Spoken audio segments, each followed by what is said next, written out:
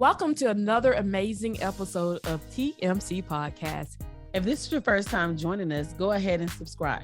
Click the like button and turn on your notifications so you'll be notified every time we upload a video. We have a super amazing episode today, Surviving Domestic Violence with Kawingia Allen.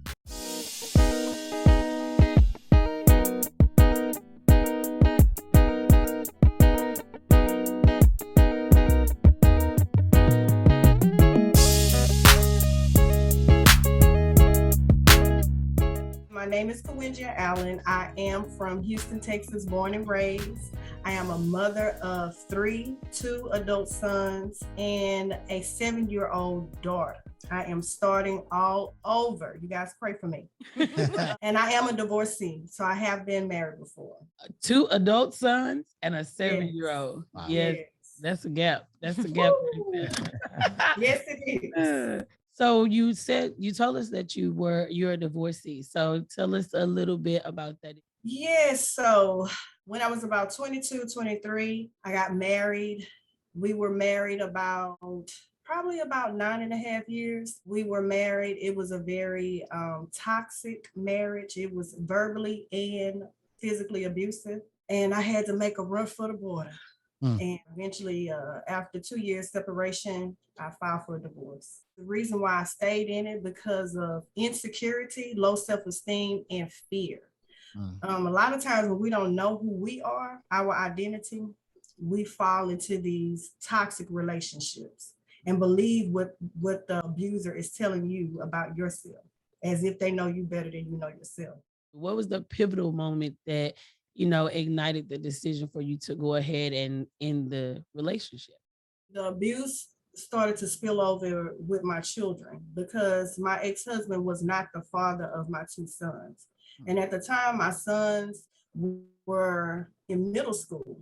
And I seen that not only was he attacking me, he was starting to attack my sons. And I didn't want to put my sons in a situation would get them in trouble because they're trying to defend me. And I'm the parent. So it was time to leave. I was tired of living in fear, and my kids were living in fear. October is Domestic Violence Awareness Month. So I think it's so timely that you're sharing your story.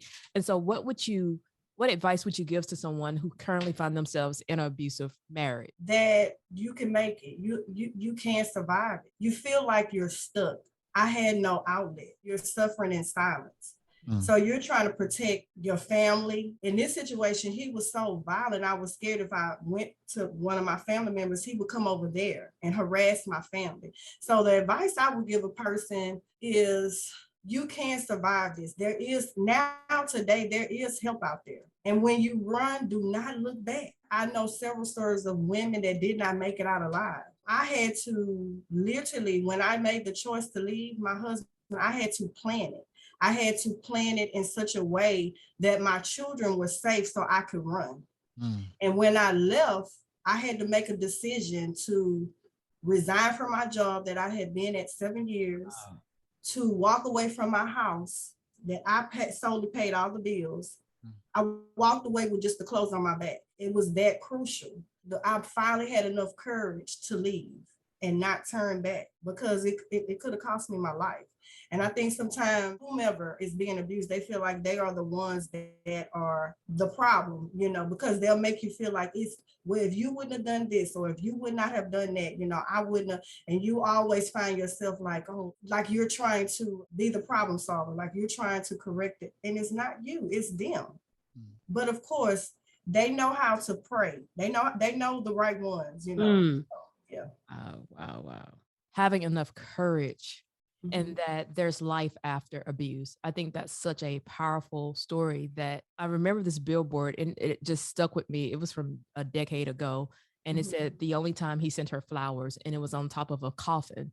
And it's exactly what you said, that some of these stories don't end, they end tragically. And that sometimes if you don't get out, it can cost you your life, that it literally becomes a matter of life and death. And so I love that, your courage, your bravery, I applaud you and I thank you for sharing that, because I think others do need to hear that there's life after and that you can survive this.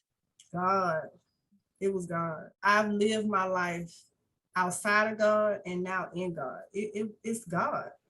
Is the reason why I don't look like what I've been through. Let me tell you, when I came out of that relationship, I had no idea how broken and dysfunctional I was. Many people that knew me because I was so isolated from everybody. So when I came out of that relationship, I, it took some time for me to heal because it took time to get to this broken place that I was at. So it took some time for me to heal. And ultimately for me, what worked for me was counseling and giving my life to God, because not only did it affect me, it affected my children. And that's what I want people to understand, that because you'll think that it's just your reality, right? Because you're telling your story from your reality. But when you sit down and talk to your kids, because I've had to sit down with my sons and have conversations with them, I had to sit in a hot seat so they can tell me how this relationship affected them. And that's not a good feeling, but it's necessary because I want to see my sons heal. For me, it was just basically giving my life to Christ and just really spending time to work on me to figure out, because what you'll see a lot of times, you'll get out of one abusive relationship and it's a cycle. You continuously keep getting in these relationships that are abusive. It may no longer be physically abusive, but yet it's still abusive. You're still feeling abandoned, you're still feeling rejected, you're still feeling all of these things. And if you start doing the work on yourself, a lot of it comes from your childhood. You have to get to the root of the issue so that you do not attract what you are. And that's what I was doing. I was attracting what I came from, what I was. Yeah. And I want to applaud you for that. You said you set your sons down and talk to them, because I believe a lot of times in relationships, whether it's physical or verbal abuse, a lot of times we get ourselves out those situations. We don't always talk to our children and see how our children dealt with the trauma. So I really applaud you for doing that. Thank you. Because that definitely took wisdom. Women and men that's been in abusive relationships, what tend to happen is they're focused on themselves and how they were hurt, and they're forgetting about everybody else that lived in the same household. Yeah. And so you have that son or that daughter grow up, and that's what I came from as a kid. My parents, it was an abusive relationship. My father was abusive to my mother. I would find myself running and hiding in the closet, covering up my ears until it was all over. Or we're driving and all of a sudden my mother say the wrong thing and my dad pull a car over and he's hit my mother and I'm in the back seat just balled up. And not realizing that had an effect on me, and subconsciously I was attracting the very thing that I came from. I had to break the cycle, but when you're going through that, you don't realize, because again, you're only looking at it from your perspective, from your reality. And it was the Holy Spirit that unctioned me that my sons need counseling as well, because I started seeing certain things and I'm like, my boys need counseling. Yeah, absolutely. Wow. It's awesome that Cedric said it, because when you were talking, there were three things that was pinging for me as well. And that was the fact that you stated, I put myself in the hot seat. So my kids can tell me how my choice affected them. And I was like, wow, because a lot of times we don't do that. It's like, okay, I'm out of it. I'm trying to move forward. And that's it. Never thinking about the other people and how the residual happens to them. Then you talked about the root cause. And a lot of times we don't give ourselves time in between a relationship or a loss, whatever it may be, the end of a marriage, the end of a relationship, to sit and evaluate, where did this come from?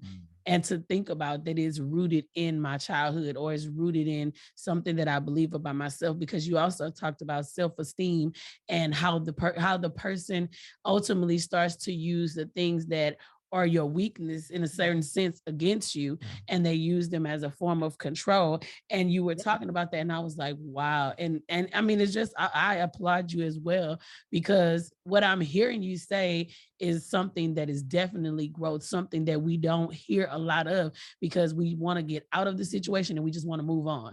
But you're saying, no, we went all the way back to the root of this thing, and let's pick it apart, and then we can move forward. Right. Absolutely. I want us to back. I want to press rewind. I want to go back to the beginning of this relationship, because when you was attracted to him and him attracted to you, because I want to help our sisters and our brothers out that maybe getting ready to enter that type of relationship, and they have no idea the clues of what to look for. So I want to help our brothers and sisters out that may be single and maybe in a relationship and maybe getting ready to face abuse and don't even know it. What are some signs? So for me, the clinginess, wanting to know your every move, overstepping their boundaries, like you popping up in my house. You question a lot. You want to look through my phone. Just weird things that I was young. I was 21, 22. So I'm thinking, oh, he really liked me. Oh, he loved me. Oh, he really, and I was yearning for that. So I misinterpreted that, because I didn't know. And I ignored those signs. I ignored the pop-ups. I ignored a lot of interrogating, asking a lot of questions. It was just stuff like that, just ignoring that. And how quick-tempered, because he was quick-tempered. Yeah. And I ignored that, just thinking that he's very protective of me because he loved me so much. Wow. Oh, so basically what you seen was love. You seen that's what I thought it was. And then realized it was his insecurity. Yes. I mean, because what you just said everything about a man that's insecure. So I want sisters and brothers, even if you have a woman doing the same thing, I mean, we have to really be careful. Yeah. Really be careful in these relationships, because you're thinking you get into someone and you may see it as love, but what you're saying is they're hurt. And their hurt is going to soon be your hurt if you're not careful. So that was a one sign entering into it, is the insecurity. What are some other things you've seen in the relationship? Let's dig a little deeper. Lying. Okay. Deceitful. An abuser, someone, any toxic relationship, they start telling a little bit of lies, that's a red flag. Because if it's that simple, why lie? If it's not, so it was the deceitfulness. He was very deceitful, very manipulative.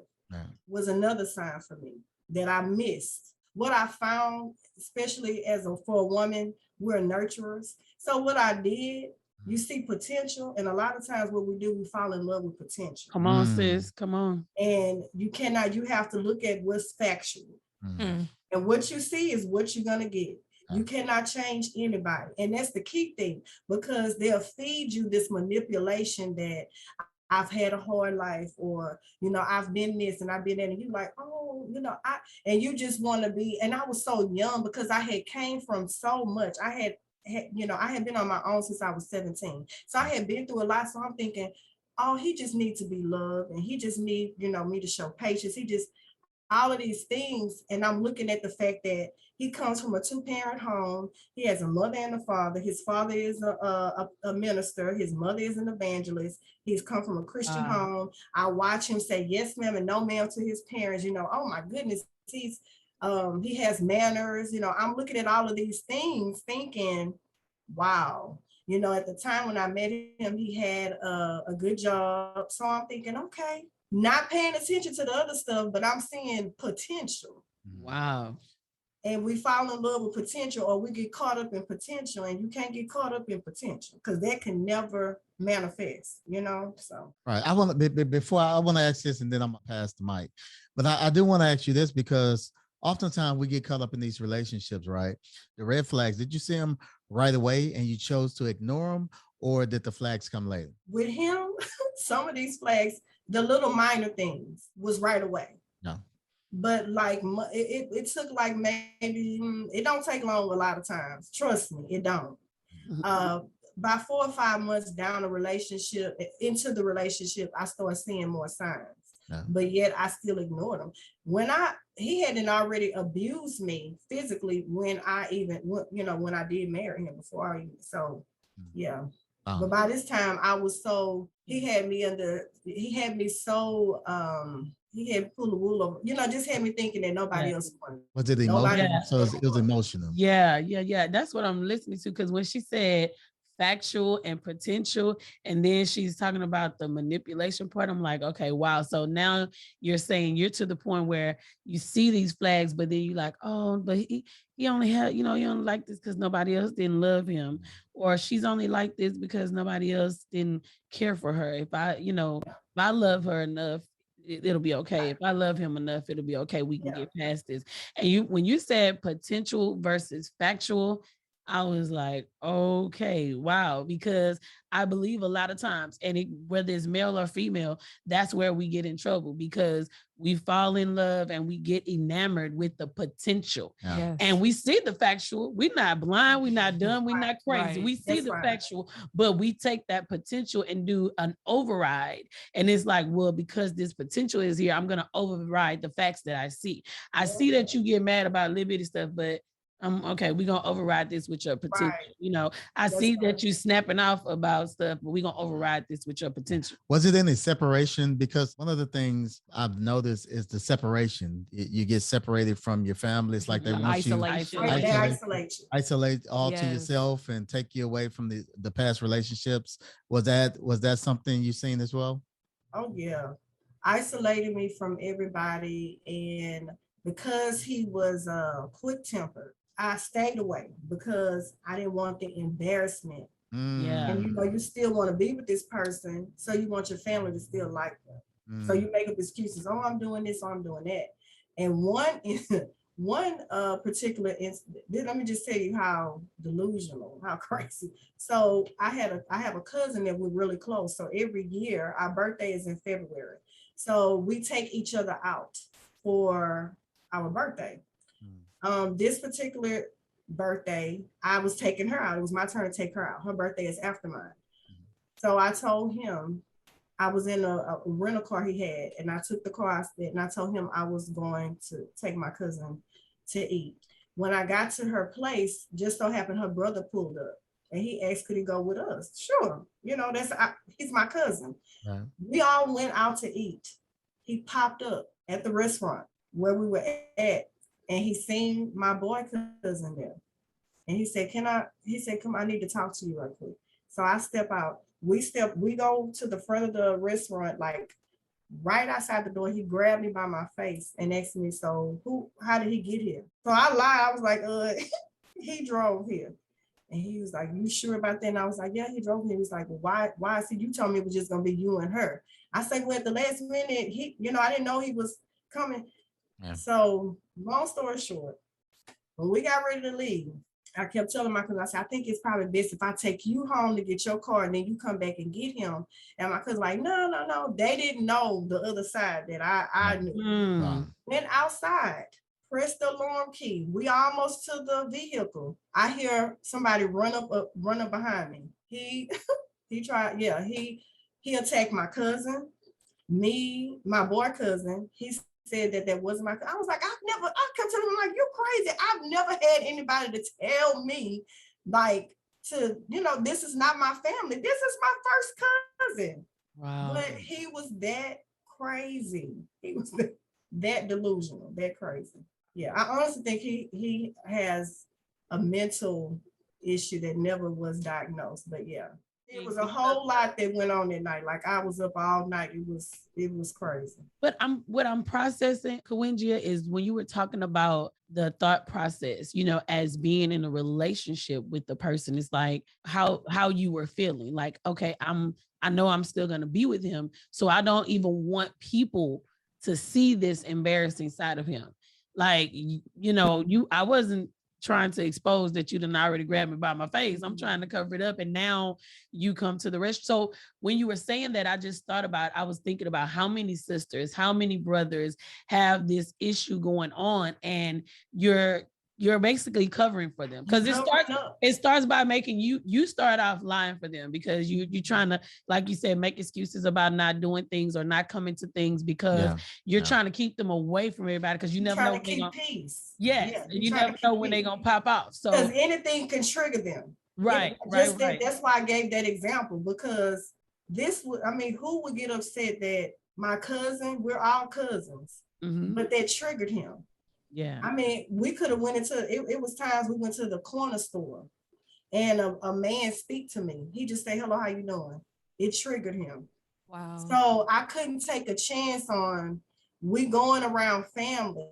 He may not act up in front of the family. Like certain people, like my father, he wouldn't do it in front of. My grandmother, he wouldn't do it in front of. My mother, he wouldn't. But trust and believe, when we leave there, I have to face the music. Wow. for those of us that are on the outside looking in, we may not understand. Right. Yeah. I mean, because that's interesting, because one of the things I always was thinking that the abuser is the one that's keeping them away, but I can understand listening to you why it could be a little of both, because if I'm in an abusive relationship and I'm getting abused, it's like I don't even want to go around my family or go around my friends or anyone because anything can cause triggers. So it's like, That's right. man, you know what? I just rather stay at home and just walk on the eggshells and hope nothing don't pop off. Because it's a protection too, because like she said that he attacked her cousins too. So it's like, I want to protect them. So it's like a dual protection thing. It's like you feel like you caught in the world. Yeah. You feel like you're caught in the middle. You're trying to protect your family and you're trying to protect this person. Yeah. And then trying to protect yourself. Exactly. That's a thought process that I never even thought about. I never fathomed that. I was just thinking like, oh, the person just keeping them away from people. They don't want, it's like, I just want you all to myself, but never thinking of the idea that the person is doing it as a form of protection. And you're not only protecting that person, which is one of the things, but you're protecting yourself and your family. Because if he does this to me, who's to say what he would do to someone else? And that's a dual thing as well, because that's the thing also. And then there are certain people that they don't want you around. Yeah. Like I couldn't have friends. So me having, a girls' night or doing things with the girls, I could never do that. I never, the whole time I couldn't do that. And if I did, I had to face the consequences. If I came home, if he decided not to come where I was at if I went to go get my hair done, he was right there. If I went to go get my nails done, he was right there. When I went to work, he took me to work and walked me to the door. He come at lunchtime and be with me at lunchtime. After work, he picked me up from work. And it became so much of a habit. I liked it that way, because even though I never knew when he would blow up, it was better, because if I drove myself, then I have to deal with if I don't make it there in time enough. I live in Houston. Jesus. Traffic is horrible. Right. So it's a possibility I may not get home at the time that I should. It could be an accident, but he'll swear that I was with someone. Let me tell you something. He could go to the barbershop and I sit in the car. If somebody came outside of the barbershop and it looked like they was on the phone, he'll say, well, y'all was making contact with one another. Even if he had a guy friend in the car. And I remember one time we got into it because I let my visor down to look in the mirror. And the guy was sitting in the back seat. So when the guy got out the car, he was cool while he was in the car. As soon as he got out the car, he hit me and was like, well, y'all was paying. And I'm like, I didn't ask him to get in the car. You're the one putting, so crazy. You just never know. You never know. So I have a question. So that is so impactful. So how did you move to future relationships and not let that impact how you were future relationships, or did it impact you in future relationships? Okay. It did. So when I first, it built a controlling spirit in me. People would be like, man, this guy has really, the people that knew me, they was like, this guy has really changed you. Like, you are so, they would say, you hood, because with this guy, like, I really would have to, like, really get crazy. Now, let me just say this. He was abusive, but I fought back. But hey, I wasn't gonna win the fight, So in future relationships, I took on this, I'm in control. Nobody's gonna hurt me. Nobody this and that. A man can't take care of me. I will not submit to a man. I had that mentality. And if it didn't go my way, it went no way, because my childhood, I didn't have control. I was mistreated. And the relationship with my boy's father, even though that was kind of physical, but nothing to the extent of my ex-husband. I was still still had a giving heart, but I was very controlling. Wow. It had to go my way or no way at all. And I was quick temper. I was quick to go off. If you said the wrong thing, or, I would blow up, because I'm like, nobody will never get a chance to shut me up, or I have to be like Seeley from Color Purple. Nobody was doing that again to me. Yeah. Wow, I can see the danger in that in future relationships, because when that good guy comes around, you don't even see it. You don't even see that good guy. And now it makes sense why so many people always talking about there's no good men or there's no good women. But it's like that's what you attract, because of your insecurity, because of your hurt. I mean, you attract hurt. You attract and that's basically, the good guy didn't come around, because guess what? I was attracting what I was. Yeah. They may have not been abusive, but there was still dysfunction. There was still sometimes some sort of the abuse. Yeah. Some people may not even think that, is going to affect the next relationship. No. Especially if you say, okay, well, I'm moving on, so I'm better. I'm leaving this behind. And if that's not who I was before, then I definitely wouldn't think that it would show up. But to hear you say that, basically, I took some of that toxicity with me moving forward. I carried it with me.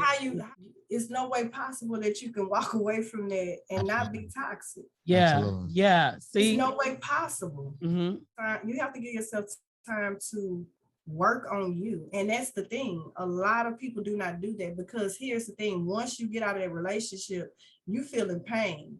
You, even though you out of this abusive relationship, I could breathe, but I was lonely.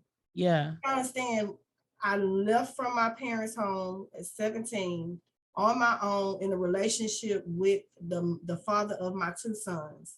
Jumped out of that relationship, jumped in this relationship. I've never been by myself. I don't even know me. Wow. A lot of times we don't even know ourselves. And you feel these emotions. You feel, I ain't gonna say these emotions, but in your spirit, you feel these things, and you're trying to feel them with the world. When only God can feel those voids in your life. Only God can heal you. Only God can prune you and cultivate you. But when you're ignorant, and I didn't grow up in church, and I didn't know all that, and even when I married him, because his family were Christians, I can't say out of their relationship is how I found God. I thank God for that. Yeah. It drew me to him. And one thing that my ex-mother-in-law would say, a sanctified wife, a sanctified household. So I would stay praying, God, change this. I would stay at work from 6 a.m. till 6 p.m, because I was just didn't want to go home, because it was just so much, to the point it started affecting my health. I started having anxiety attacks. I was diagnosed with mitral valve prolapse, which I didn't even know I had, but because of all the stress, it was aggravating it. Felt like I was having a heart attack. I was wearing a heart monitor. These were the things that it transpired towards the end of this relationship. It was literally starting to kill me. It was really starting to affect my health, this relationship. And I never forget one of my last prayers before I made that decision. I said, God, I was just in the house by myself. We had just got into it. I said, God, why? I know, God, you love me. I know you wouldn't put me in a relationship like this for a man to do this to me. And I heard God clearly say, this is not what I wanted for you. And I remember when he proposed to me, I had a moment where I had called him and I said, hey, I don't think I was at work. I said, I don't want to get married. In my gut, I felt like it was something saying, don't do it. Don't do it. Then it was another side of me saying, girl, nobody don't want you. You ugly.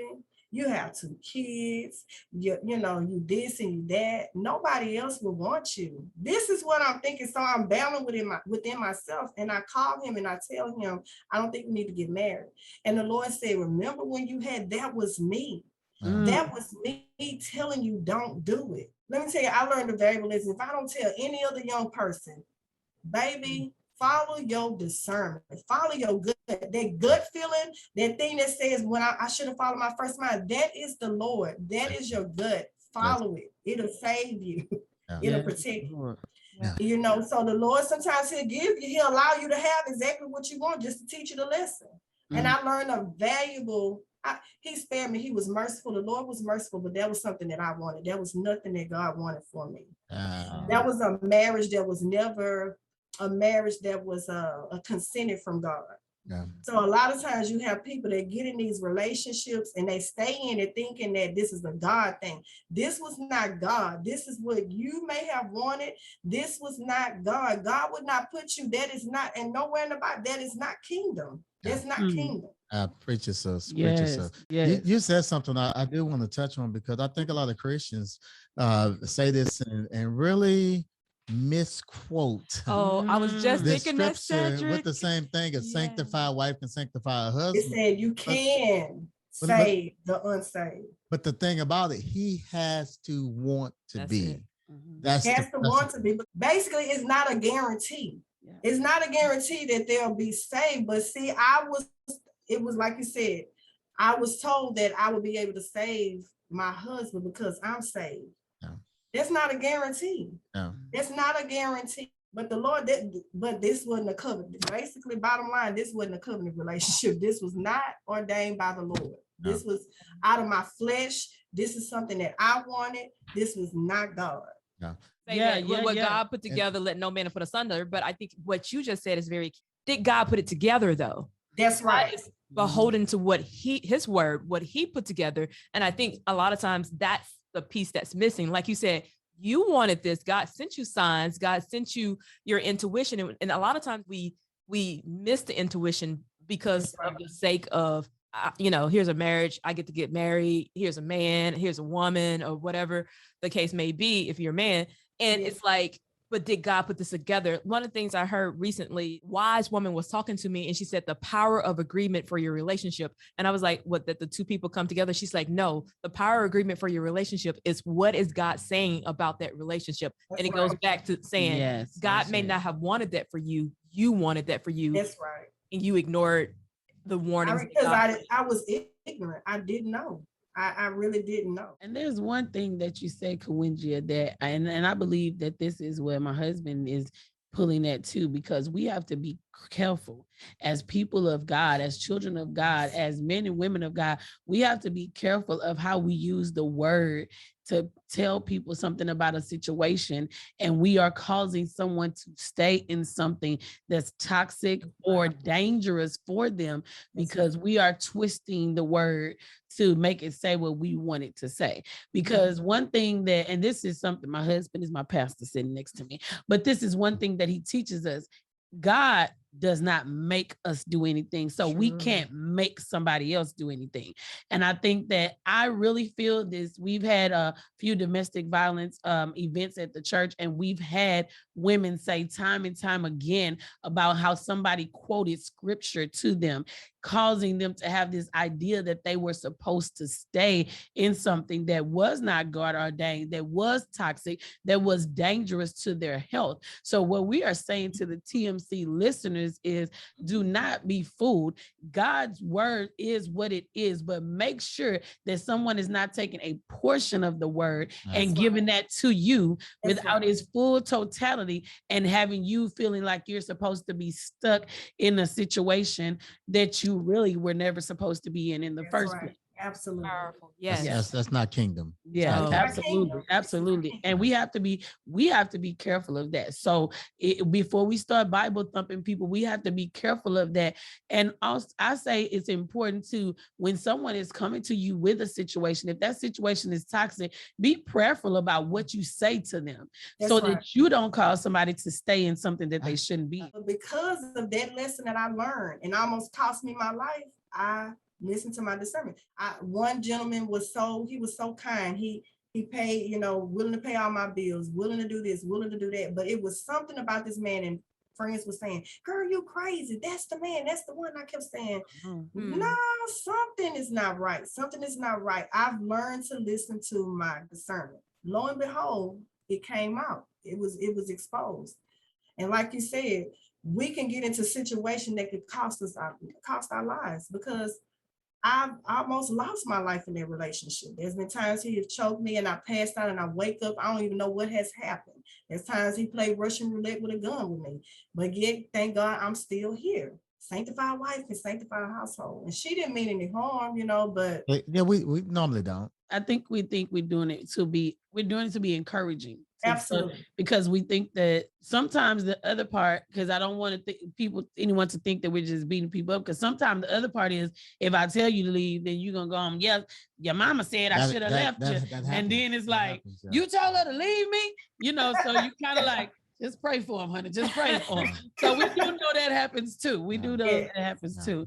And before we get ready to wrap up, because I know we're about to get ready to wrap up, but Kawingia, I want you to do this for me, please, because while you were talking, and I just feel this in my spirit, while you were talking, I'm thinking about a young man, a young woman who's on the verge of marrying someone, and they know they've had that gut feeling and they're still thinking to go ahead with it because maybe family members have said go ahead with it. Maybe they've already paid for They the spent a lot of money hall. already. Right. They paid for the hall. They bought the dress there, whatever it is. They bought the ring, whatever it is. They 10 grand deep. Exactly. The And invitations going out. right. Something in their gut. I've done all that and canceled it. Okay, so speak to that, please, to give them some encouragement to know, to listen to what they feel and make the right decision for themselves. I would tell anyone, follow your guts. Pay attention to your discernment. It will not lead you wrong.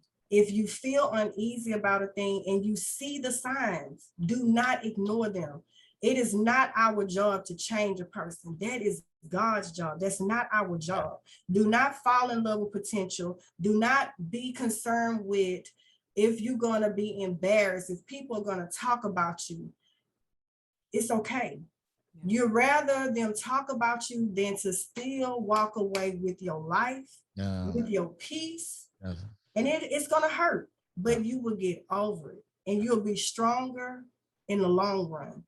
I've did it. I've been proposed to on social media in front of everybody. Everybody's seen it. And I had to follow my gut. I had to follow because sometimes we say we really trust God, but do you really trust God? You have to walk by faith. Sometimes it don't look good, but we have to walk by faith. You got to trust God. Do not put limits on God. Do not sell yourself short. Do not lower your standards for anybody. You have to know your worth. Love yourself. Know who you are in God. And that's another thing. If you don't know your purpose, you definitely don't need to be talking about marrying anyone. Because if they don't line up with where God is taking you and what your purpose is, then why put yourself in covenant? Why do that to yourself? And you don't know your purpose, or they don't line up with your purpose. Absolutely. Thinking that, you can't fix anyone. And a pair of lips can say anything. Actions don't line up.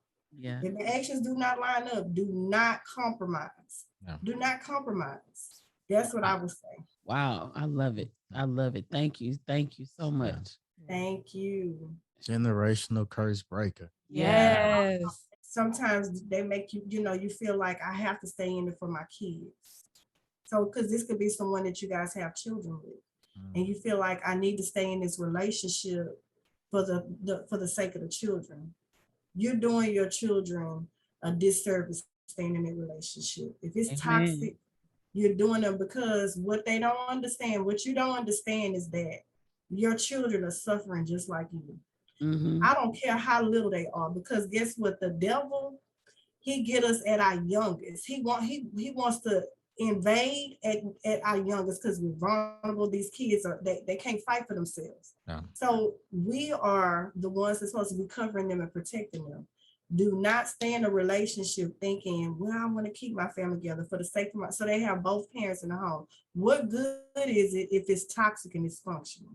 You're doing them a disservice. Amen. And they're living in fear. Yeah. Because because you're thinking, well, they're not hurting my kids, they're hurting me. How do you think your kids feel? Because they hear you, they hear the fighting, they hear the licks, they hear you screaming. Because I remember what I experienced. Yeah. But I didn't think about that at the time with my own sons until I had to sit in the hot seat. And I thank God for us, having that conversation, because it allowed me to see what they went through. Do decide to leave. Do not make the foolish move to tell them, oh, I'm leaving you. Don't do that. That can cost you your life. Plan it out. There's help out there. Get help. And you even have to be mindful of friends and family who you tell. Sometimes you have to move in silence to protect yourself. Because these people that are abusive, they like private investigators. I had to change a lot of things. I had to close my accounts. It was a lot of things that I had to do to protect myself. So I say that as well. If you do decide to leave, make sure you plan this thing out and be mindful who you tell, and don't tell a lot of people. You have to protect yourself, because someone say, oh, he'll never.